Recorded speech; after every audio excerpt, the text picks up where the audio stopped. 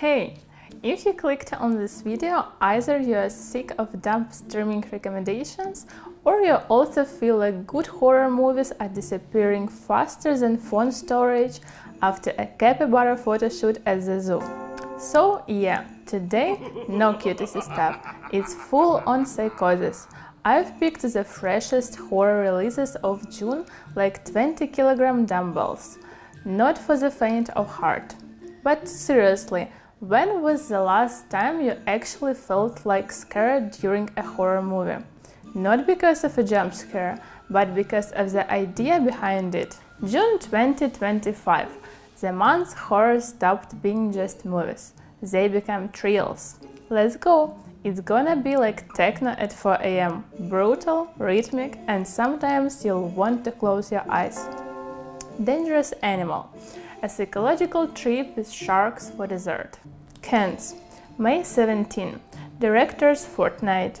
Boom. A film by Jeremy Wilkinson about a psycho who feeds victims to sharks from a boat.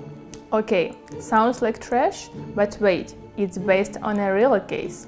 In 1982, 3 people disappeared in Australia. Later, a boat was found near Queensland, stained with blood, but no bodies.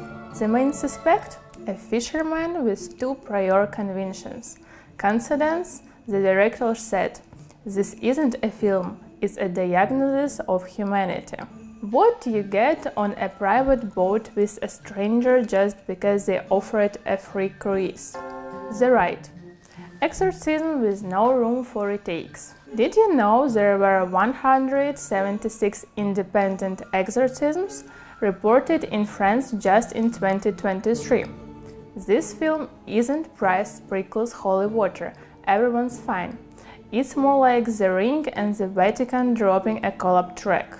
Directed by Martina Fellini, daughter of a legendary horror screenwriter, she actually bought a real Vatican case file for 50,000 euros. Yeah, it included a guy speaking 4 languages he'd never learned. They filmed this scene straight up. Do you believe in possession, or do you think psychiatry explains everything? Predator, killer of killers. Alien with a history. This one's a triple shot film punch, like 3 espresso shots to the face. Predator with a Viking, Iceland 892 AD, a ninja Edo 6043 and a World War II pilot, France 1944. Shot in IMAX, sound in Dolby Atmos.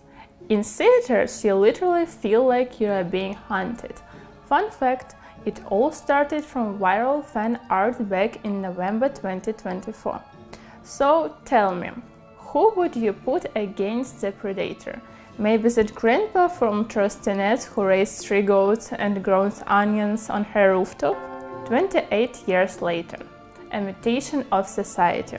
A follow-up to 28 days later, 2002, and 28 weeks later, 2007, but this one set on a remote Scottish island. The twist? The community there started altering their DNA to not fear the virus.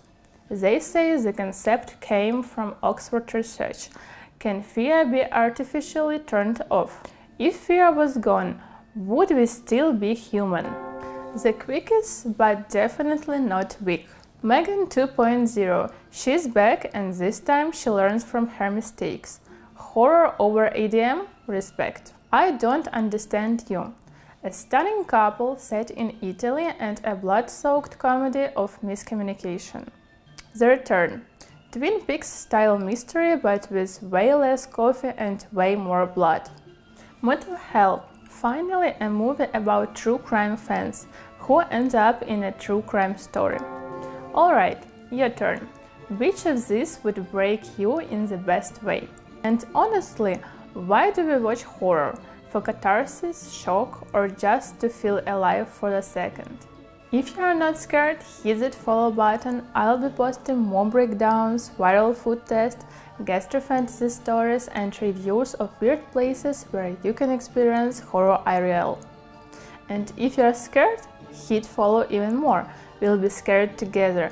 It's more fun in the dark. That's it for now, but as Predator would say, we'll meet again. Take care of your mind, don't eat while watching horror, and turn off the lights. It will scare us that way. Wishing you wild techno, and may the contact capybara be with you.